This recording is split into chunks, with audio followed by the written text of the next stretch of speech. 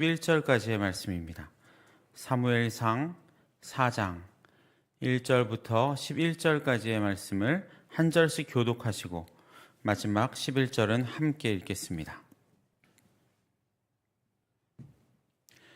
사무엘의 말이 온 이스라엘에 전파되니라. 이스라엘은 나가서 블레셋 사람들과 싸우려고 에베네셀 곁에 진치고 블레셋 사람들은 아벡에 진쳤더니 블레셋 사람들이 이스라엘에 대하여 전열을 벌이니라. 그 둘이 싸우다가 이스라엘 패하여 그들에게 전쟁에서 죽임을 당한 훈사가 4,000명가량이라.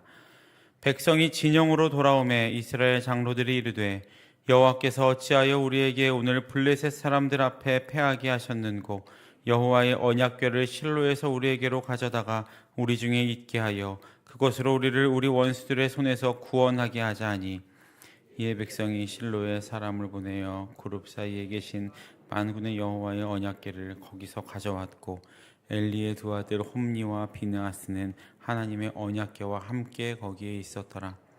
여호와의 언약궤가 진영에 들어올 때에 온 이스라엘이 큰 소리로 외치매 땅이 울린지라.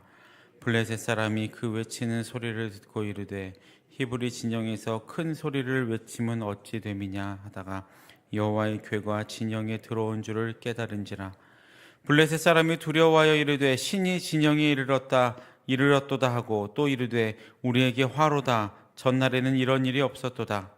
우리에게 화로다. 누가 우리를 이 능한 신들의 손에서 건지리요. 그들은 광야에서 여러 가지 재앙으로 애굽인들을 친 신들이니라. 너희 블레셋 사람들아 강하게 되며 대장부가 되라. 너희가 히브리 사람의 종이 되기를 그들이 너희의 종이 되었던 것 같이 되지 말고 대장부같이 되어 싸우라 하고 블레셋 사람들이 쳤더니 장막으로 도망하였고 살육이 심히 커서 이스라엘 보병이 엎드러진 자가 3만 명이었으며 함께 읽겠습니다. 하나님의 궤는 빼앗겼고 엘리의 두 아들 홈니와 비느하스는 죽임을 당하였더라. 아멘. 할렐루야. 오늘도 수요예배로 나오신 모든 성도님들을 주님의 이름으로 환영하고 축복합니다. 추운 날씨를 뚫고 이 자리에 잘 오셨습니다. 정말 날씨가 점점 추워지는 것 같습니다. 겨울이면 추워야지라고는 하지만 너무 추운 것 같습니다. 이제는 좀 따뜻해졌으면 좋겠습니다. 모든 우리 성도님들 건강 유의하시고 또 하나님 앞에서 대림절 절기를 잘 보내셨으면 좋겠습니다. 우리 옆에 계신 분들과 함께 인사 나누시겠습니다. 우리 함께 기다립시다. 이렇게 인사 나눠주십시오. 우리 함께 기다립시다. 아멘, 아멘. 어느덧 대림절 셋째 주간을 보내고 있습니다. 점점 깊어져가는 이 대림절의 시간들을 통해 아기 예수님을 향한 또 다시 오실 예수님을 향한 우리의 기다림도 점점 깊어져 가기를. 음식을 보면 맛이 깊어져 간다라는 의미를 숙성이라고 표현을 하죠. 그렇게 우리의 신앙도 깊게 숙성되어져서 성숙의 신앙으로 나아가시는 저와 여러분들이 되시기를 간절히 소망합니다. 오늘 이 본문을 읽으시면서 무엇인가 좀 어색한 부분이 있지 않으셨습니까? 어디가 어색하셨습니까? 자, 제가 이제 이렇게 가만히 있으면 끝까지, 오늘 설교 끝까지 있을 수 있을 것 같은데, 다 아시겠지만 본문 4장 1절의 상반절이 조금 어색하게 들어가 있습니다. 왜냐하면 이 부분은 이어지는 1절 하반절과 이어지기보다는 그 앞에 3장의 마지막 부분과 더 어울리는 문장이기 때문입니다. 그래서 어떤 분들은 목사님 이 구절은 4장 1절이 아니고 3장 22절이 아닐까요? 사람이 실수로 4장에 붙여놓은 것 아닐까요? 라고 물어보고 싶어 하시는 분들도 계십니다. 근데 대놓고 물어보자니 성경의 완전성이 좀 무시되는 것 같고 또 하나님의 말씀을 훼손하는 것 같아서 잘 안 물어보십니다. 솔직히 저도 잘 모르겠어서 설교를 준비하면서 많은 주석들을 좀 찾아보았습니다.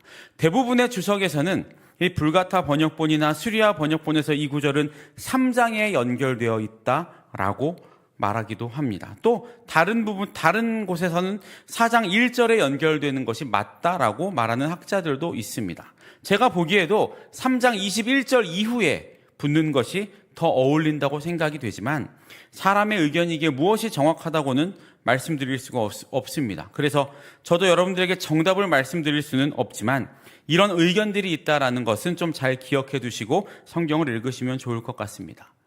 그러면 저는 오늘 이 4장 1절 상반절을 어떻게 보고 있을까요? 조금 전에 21절 이후에 연결되는 것이 더 어울린다고 말씀을 분명히 드리긴 했는데 오늘 설교를 준비하다 보니까 또 이런 생각도 들었습니다. 사무엘의 말이 온 이스라엘에 전파되니라, 이런 전제로 4장 전체를 보면 지금 이 이스라엘 사람들이 얼마나 교만하고 무지했는가가 더 적나라하게 드러나는 것 같습니다. 이 사람들은 여호와 하나님을 모르는 사람들, 여호와 하나님의 말씀에 무지했던 사람들은 아니었죠. 물론 이 시대는 엘리 제사장의 시대였고 이 제사장이 어떤 사람이었는지 우리는 잘 알고 있습니다. 그리고 이 시대가 어떤 시대였는지도 잘 알고 있습니다.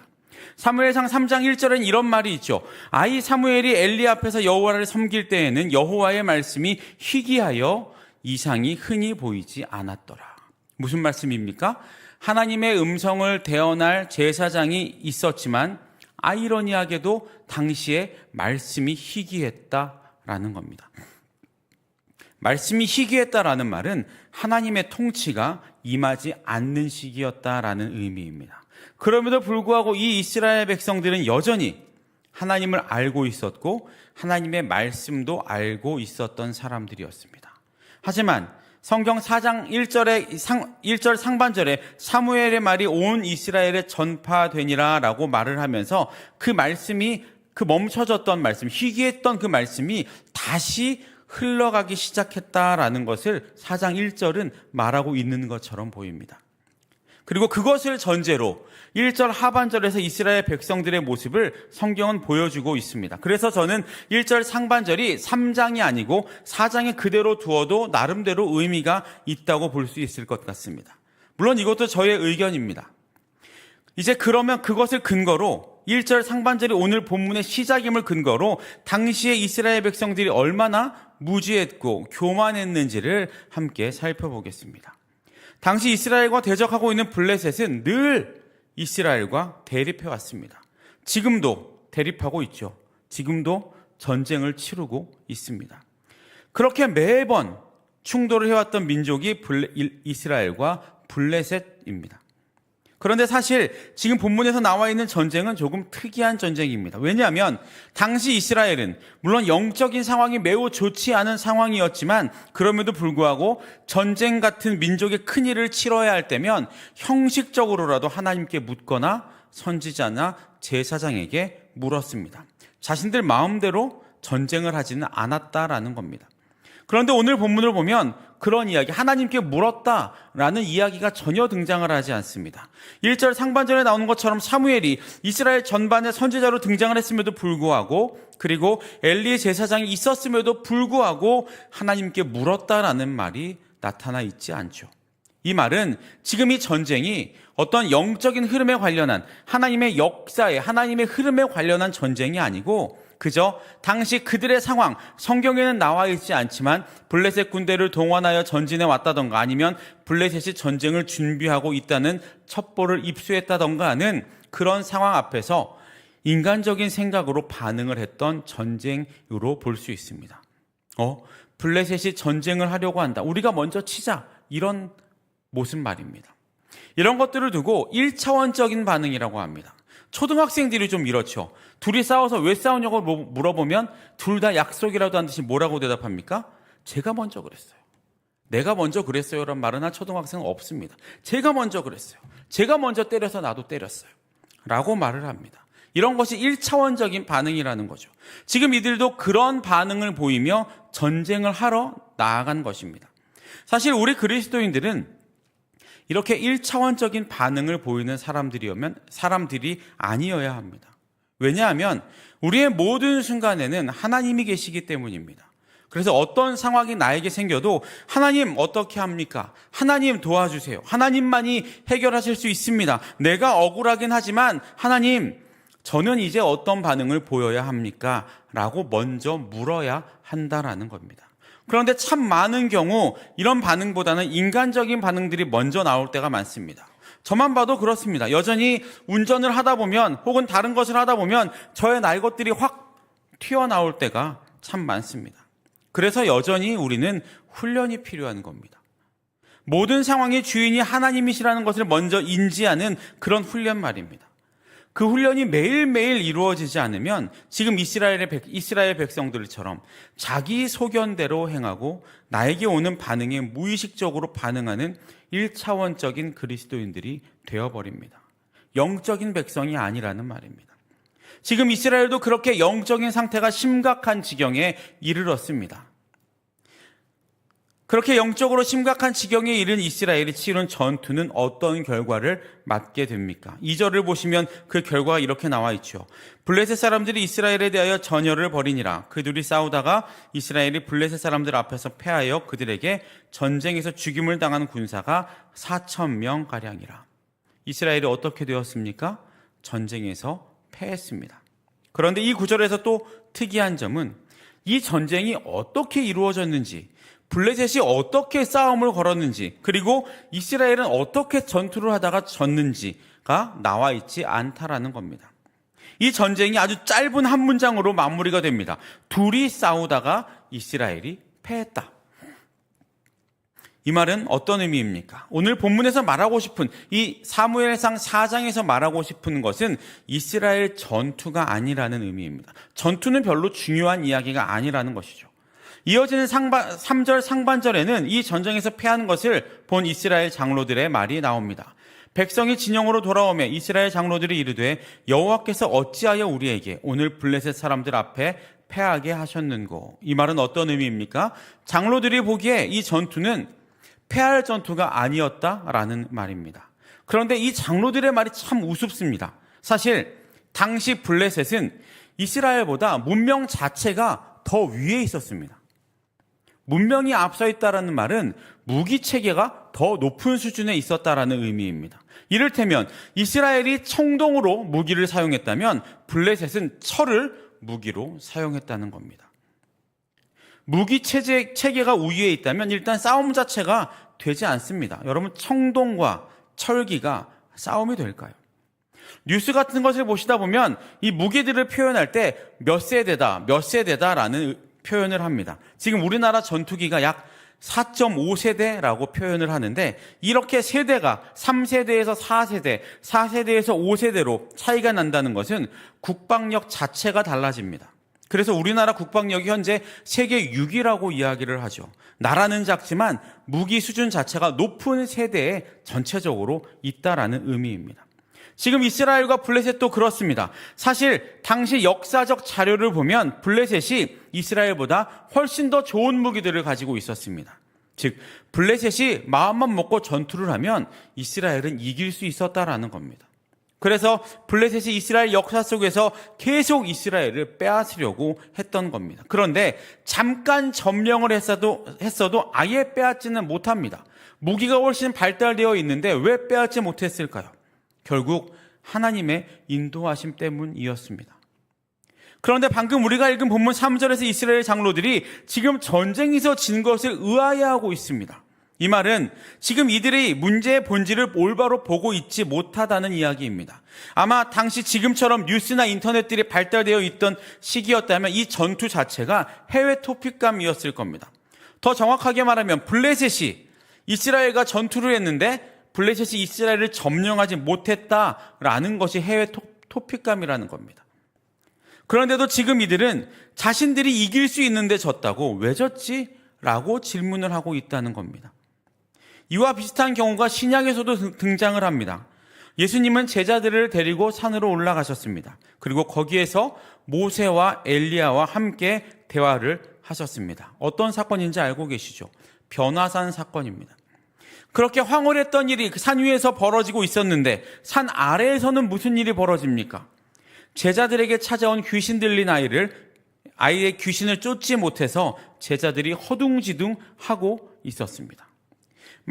마침내 아래로 내려오신 예수님은 그 귀신을 쫓아내셨고 그 모습을 본 제자들이 예수님에게 뭐라고 말합니까? 선생님, 어찌하여 우리는 그 귀신을 쫓아내지 못합니까?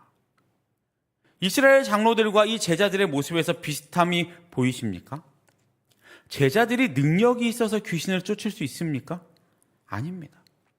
하나님의 능력을 힘입어 하나님이 힘을 주셔서 그들이 하나님의 일을 할 수 있는 것이죠. 그런데 그들은 자신들이 마치 귀신을 쫓을 수 있는 능력이 있다고 착각을 하고 왜 우리는 귀신을 못 쫓아내지? 라고 하고 있었던 겁니다. 우리는 우리의 힘을 과신해서는 안 됩니다. 내가 사람한테 잘 보일 수가 없습니다. 내가 어떤 일을 잘 이끌 수도 없습니다. 지금까지 잘 해오셨습니까? 그건 내 능력이 뛰어나서가 아니고 하나님이 함께해 주셔서입니다.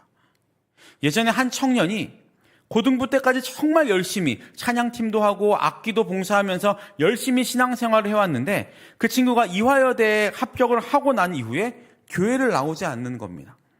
그래서 제가 의아해서 물어봤습니다. 왜 안 나오냐고. 그랬더니 이유가 이랬습니다.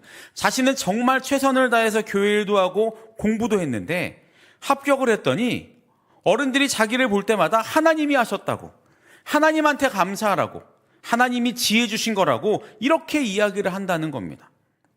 자기가 생각하기엔 자기가 정말 피나는 노력으로 공부하고 합격한 건데 자꾸 하나님이 잘했다고 하니까, 하나님이 하신 거라고 하니까 마음이 불편했었다라고 이야기를 했습니다. 물론 그 아이의 마음이 이해가 갑니다. 그리고 어른들이 어떤 의미로 그 이야기를 했는지도 다 이해가 갑니다. 하지만 그 아이는 도무지 이해를 할 수가 없었던 거죠.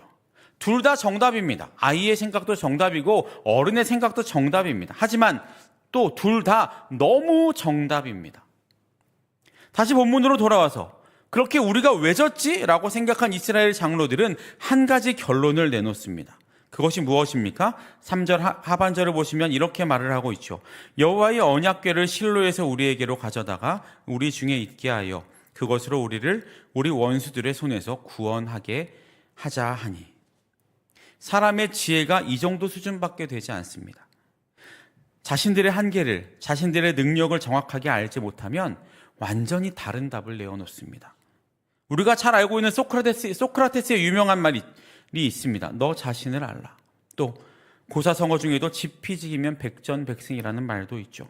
결국 나 자신이 어떤 상태인지 아는 것이 제일 중요하다는 겁니다. 이스라엘 장로들은 자신들의 능력과 수준을 정확하게 알지 못했고 이 전쟁의 패인이 결국 언약궤가 없어서 졌다고 언약궤 탓을 하고 있는 겁니다. 그리고 실로에 있던 언약궤를 전쟁터로 가지고 오자는 기상천외한 대안을 제시합니다.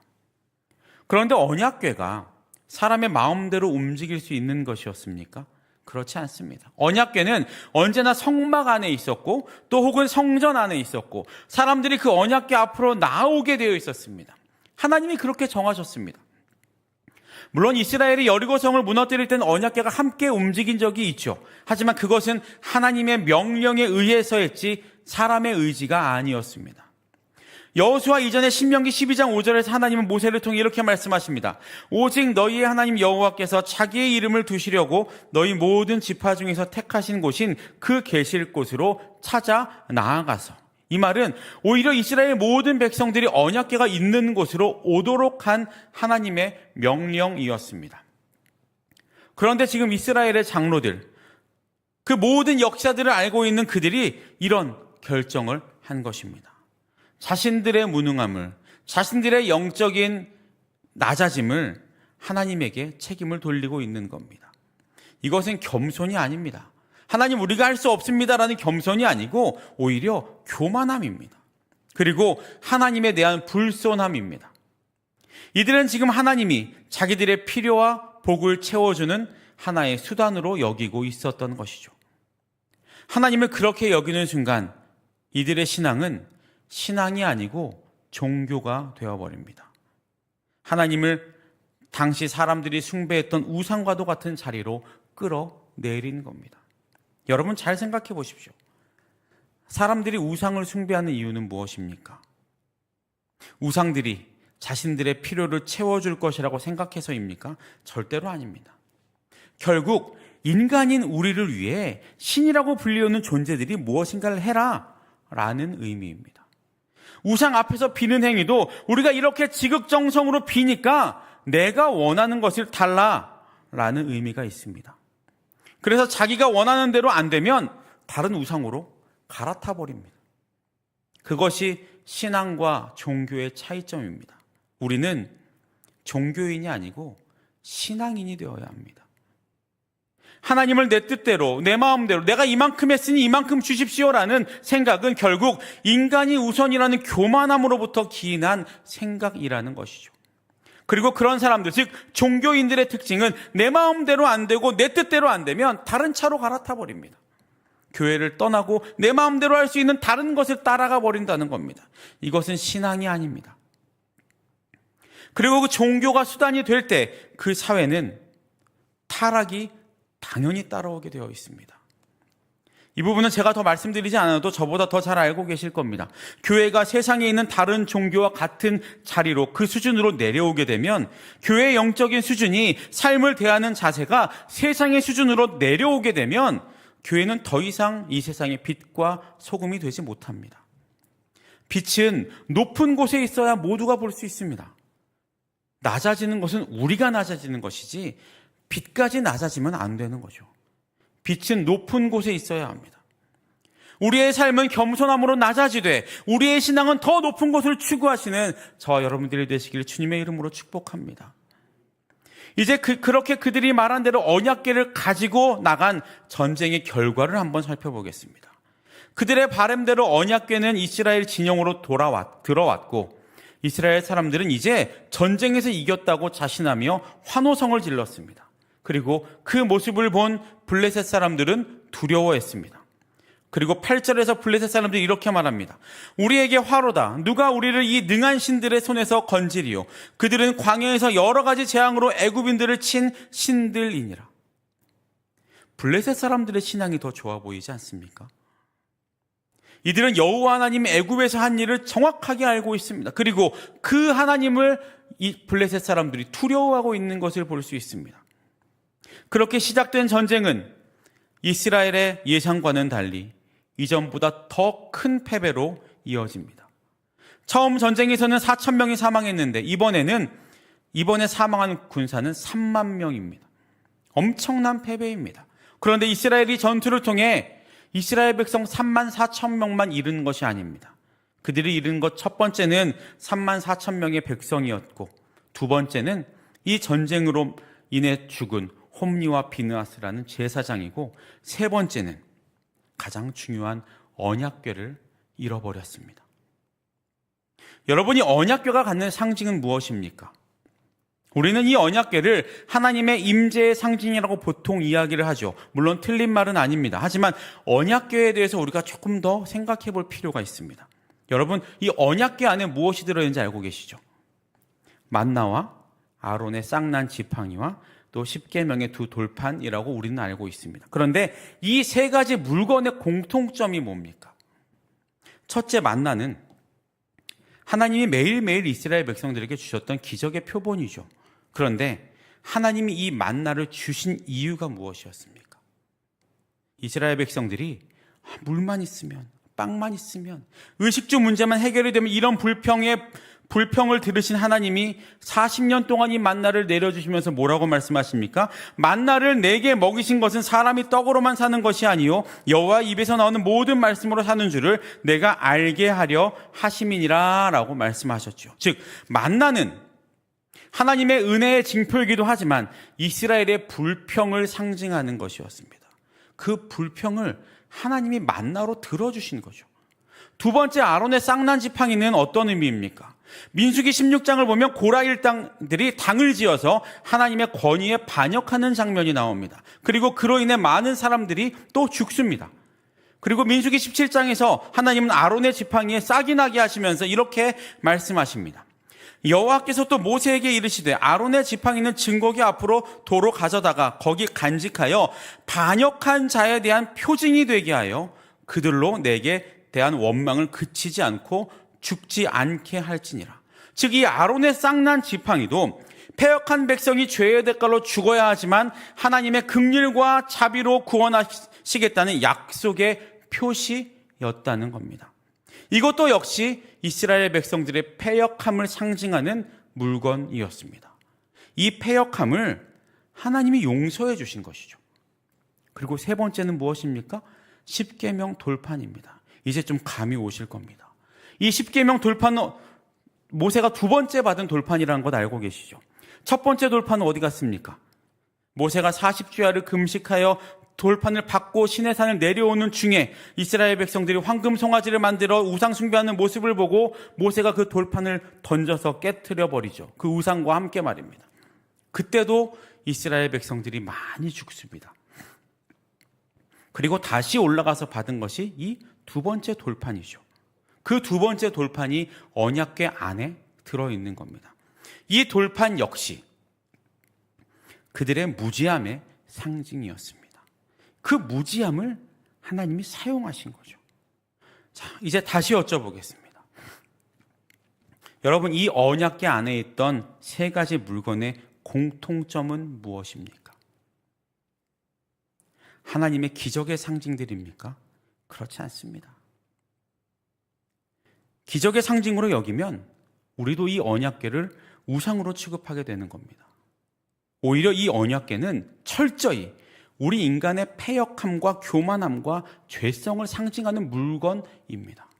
그리고 이 언약궤의 진짜 의미는 인간의 철저한 무능함과 죄성을 고발하는 것임과 동시에 또 그곳에 양의 피가 뿌려지면서 그 무능함과 죄성을 씻어주시는 하나님의 대속의 은혜가 베풀어짐을 상징하는 것이라는 겁니다. 더 나아가 언약궤는 죽을 수밖에 없는 죄인인 인간을 하나님이 얼마나 자비롭게 여기시고 사랑하셨는가를 상징하는 사랑의 증표였습니다. 이것이 언약궤의 진짜 의미입니다. 그런데 시간이 흐르고 역사가 흐르면서 이스라엘 사람들은 마치 이 언약궤가 하나님인 양 본질을 다 잊어버리고 그것을 우상화해버렸다는 것입니다. 하나님은 어떤 형상도 만들지 말고 절하지 말고 섬기지 말라고 하셨는데 지금 이스라엘 백성들이 그것을 어긴 겁니다.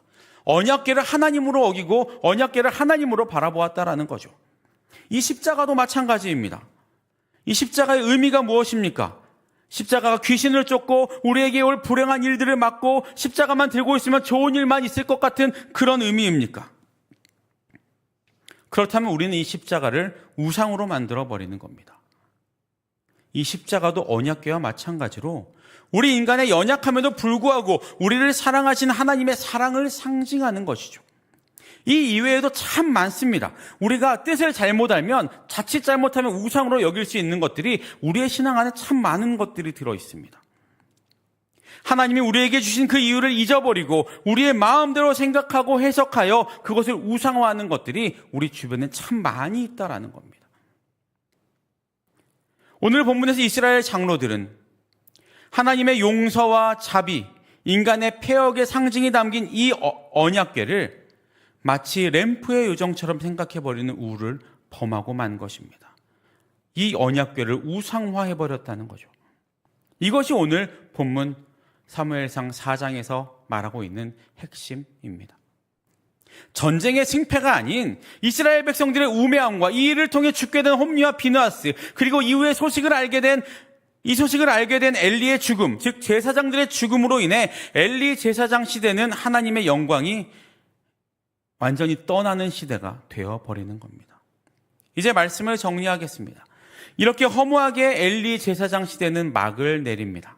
그리고 언약궤는 빼앗겨 사라져버립니다. 그리고 그것으로 이스라엘은 완전히 나락에 빠져버립니다. 모든 것을 다 잃어버린 사람들, 하나님께 버림받았다고 믿는 사람들, 하나님을 잃어버렸다고 생각하는 사람들이 되어버렸다는 거죠. 하지만 그것이 이스라엘의 마지막은 아닙니다. 사무엘서를 읽어보시면 아시겠지만 사무엘의 통치와 가르침은 이때 4장부터 바로 시작된 것은 아니고 사무엘상 7장에서 미스바 광장에서 일어난 말씀 운동을 중심으로 이스라엘이 다시 한번 살아나기 시작합니다. 브엘세바에서부터 단까지 사무엘의 말씀이 제대로 선포되고 가르쳐지기 시작합니다. 이것이 그 유명한 미스바 광장 부흥 운동이죠. 사무엘은 이스라엘 백성들에게 하나님의 언약의 말씀을 깊고 정확하게 가르치기 시작합니다. 이 당시에 언약궤가 있었습니까? 없었습니다. 그럼에도 불구하고 이스라엘은 하나님의 말씀으로 바로 설 수 있게 되고 올바르게 세워지게 되는 것이죠. 오늘 본문을 통해 우리는 무엇을 알 수 있습니까? 우리는 참 오랜 시간 신앙생활을 해왔습니다. 적어도 여기 계신 분들은 저보다 훨씬 더 오랫동안 신앙생활을 해오셨을 겁니다. 그 오랜 신앙의 경험은 우리 개인에게 큰 유익이고 강점인 것은 사실입니다. 힘들고 어려운 상황에 그 신앙의 힘이 엄청나게 큰 힘으로 발휘되는 것은 사실입니다. 그리고 그것을 통해 지금까지 우리 수유동 교회가 건강하게 부흥하고 발전할 수 있었음도 사실입니다. 그런데 저나 여러분들이나 또 많은 신앙인들이 우리도 모르는 사이에 신앙적인 문제점들을 만들기도 합니다. 그것은 우리의 연약함이니 사실 어쩔 수는 없습니다. 그것은 여러 가지 다양한 모습으로 존재합니다. 그리고 사람마다 달라서 정확하게 무엇이 문제라고도 말씀드릴 수는 없습니다. 아마 개개인이 제일 잘 알고 있을 겁니다. 하나님이 아닌 다른 것들을 더 우상으로 여기고 있는 것들이 무엇인지 아마 여러분들이 더 잘 알고 계실 겁니다. 그렇기에 우리는 우리의 모습에 만족하면 안 됩니다. 우리의 신앙의 수준에 만족하면 안 됩니다. 우리가 잘하고 있다고 생각해서도 안 됩니다. 고린도전서 10장 12절엔 이런 말씀이 있습니다. 저의 평생에 제가 절대로 잊지 말자고 다짐한 말씀인데 그런즉 선줄로 생각하는 자는 넘어질까 조심하라. 우리는 단 한순간도 올바로 설 수 없는 존재들인 것 같습니다. 바로 서 있다고 생각하는 순간 넘어질 준비가 되어 있는 사람들입니다. 그렇기에 매 순간 우리의 모습을 정직하게 하나님의 말씀의 거울에 비추어 볼 수 있어야 합니다. 그래야 계속해서 건강하게 서 있을 수 있는 거죠. 나의 것이 무조건 맞을 수 없습니다. 내가 무조건 정답일 수가 없습니다. 그렇다고 내가 무조건 다 틀린 것도 아닙니다. 하나님 안에서 우리는 모두 다 정답이 되지 못할 뿐입니다. 오직 하나님만이 정답이시기 때문입니다. 그렇게 이 모든 것들을 하나님 앞에 내어놓고 하나님의 말씀 앞에서 어떤 비바람과 풍랑 속에서도 누구나 흔들 수 없는 나와 우리 교회를 만드는데 우리의 온 노력을 기울여야 합니다. 갑자기 되는 것은 아닙니다. 그리고 누군가가 이 일을 책임지고 할 수 있는 것도 아닙니다. 이 교회를 세우신 분은 하나님이시기에 오직 하나님만이 이 교회를 바로 세울 수 있습니다. 그저 우리는 우리 각자의 자리에서 하나님의 말씀을 근거로 바로 서는 데에 최선을 다하기만 하면 됩니다. 그것이 우리의 사명입니다. 하나님이 아닌 다른 것을 더 중요하게 여기는 것을 하나님은 싫어하십니다. 사랑하는 모든 수유동 교회 성도 여러분, 오늘 우리가 읽은 사무엘상 4장은 그렇게 하나님의 영광이 사람에 의해서, 사람의 손에 의해서 떠나간 슬픈 그림으로 마무리가 됩니다. 사람의 욕심으로, 사람의 무지함으로, 사람의 잘못된 생각과 잘못된 판단으로 우리가 맞다고 생각하는 그것 때문에 언약궤를 잃어버리고 하나님의 영광이 떠나갔다라고 4장은 마무리가 됩니다. 하지만 그것이 이스라엘 역사의 마침표가 아닙니다. 하나님의 역사는 하나님이 이루어 가십니다.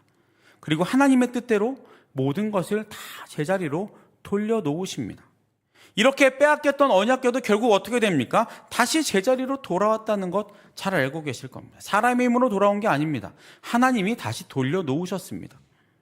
아무리 사람이 노력하려고 해도 안 됐던 것을 하나님이 말도 안 되는 방법으로 이스라엘로 돌아가게 만들어 놓으셨죠. 그리고 방금 살펴본 것처럼 모든 상황 앞에서도 하나님의 말씀 앞에 바로 설 때 하나님의 영광이 회복되는 출발점이 됩니다.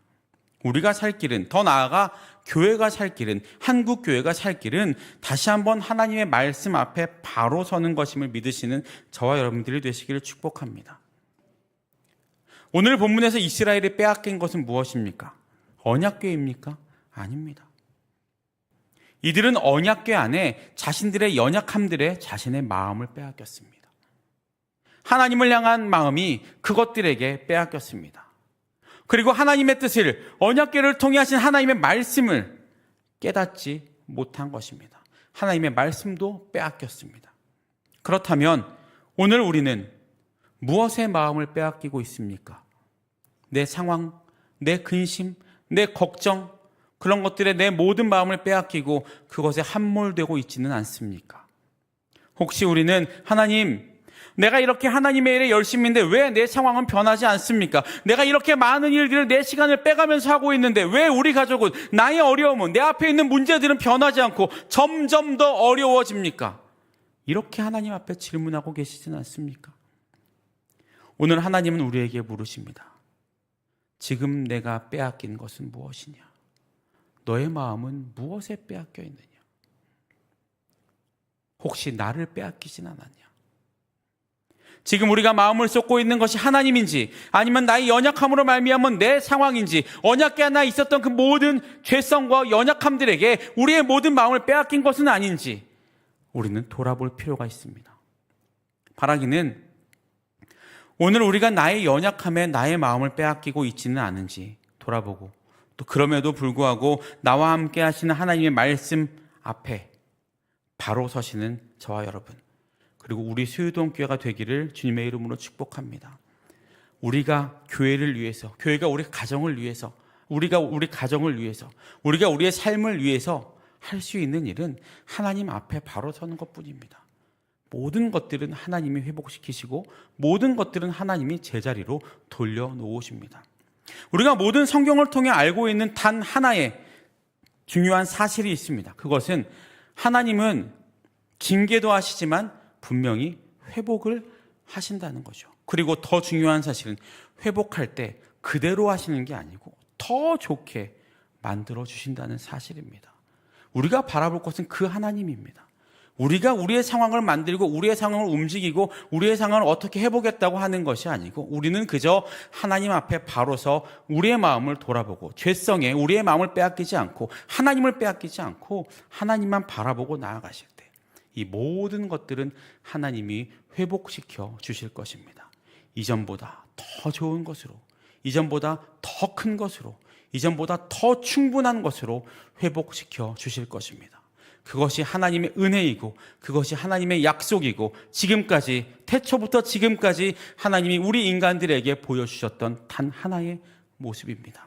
그 하나님을 굳게 믿으시고 신뢰하시며 우리의 걱정과 근심을 하나님 앞에 내려놓으시고 주님만 바라보시는 모든 성도님들 되시기를 주님의 이름으로 축복합니다.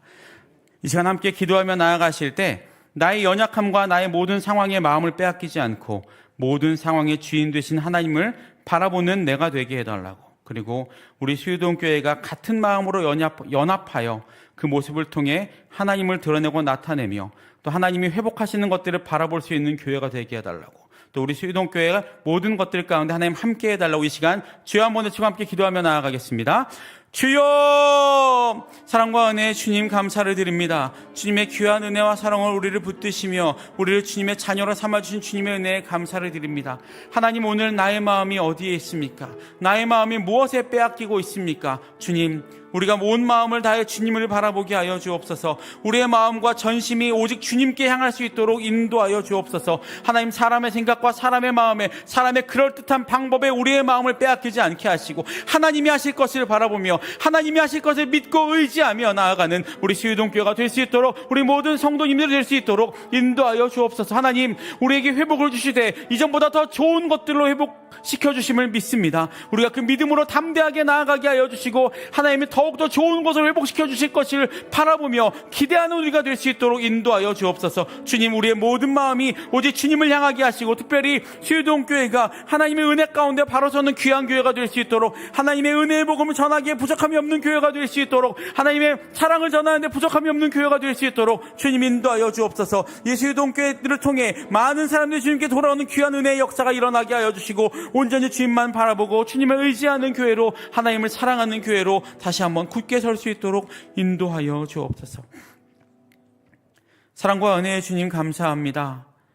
우리의 부족한 마음을 이 시간 주님께 내어놓고 나아갑니다.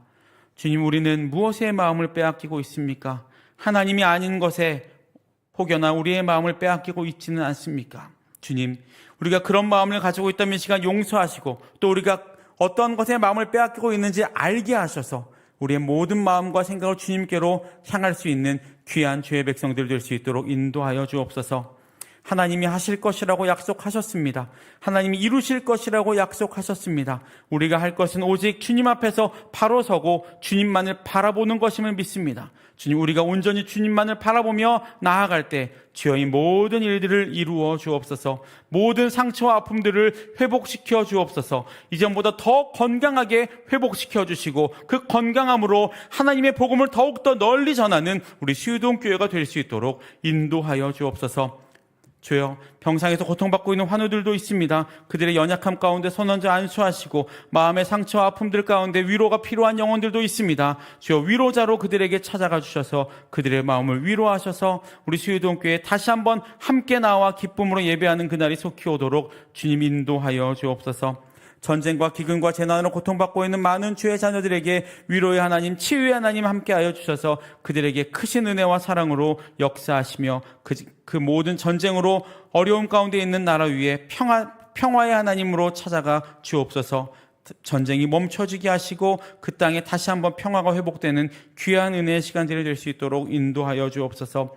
주님, 우리 수유동교회를 주님 손에 의탁합니다. 주님이 주인 되시는 교회이며 주님이 사용하시는 교회인 줄로 믿습니다. 주님께서 좋은 것들로 채워주시고 이전보다 더 귀한 것들로 회복시켜 주셔서 우리가 주님의 마음을 기쁘시게 하는 얼음 냉수와도 같은 귀한 교회가 될 수 있도록 인도하여 주시며 수유동교회를 통해 이 지역에 복음의 물결이, 생명의 물결들이 흘러넘치는 귀한 은혜가 있게 하여 주옵소서. 남은 한 주도 대림절을 보내는 저희들의 모든 마음 가운데 아기 예수님을 사모하고 기다리는 마음을 가득 차게 하시고 주님 오실 그날을 기쁨으로 사모하며 맞이하는 우리 수유동교회 모든 성도님들 될 수 있도록 인도하여 주옵소서. 감사를 드리며 모든 말씀 예수님의 이름으로 기도드립니다. 아멘. 주기도문 하시겠습니다.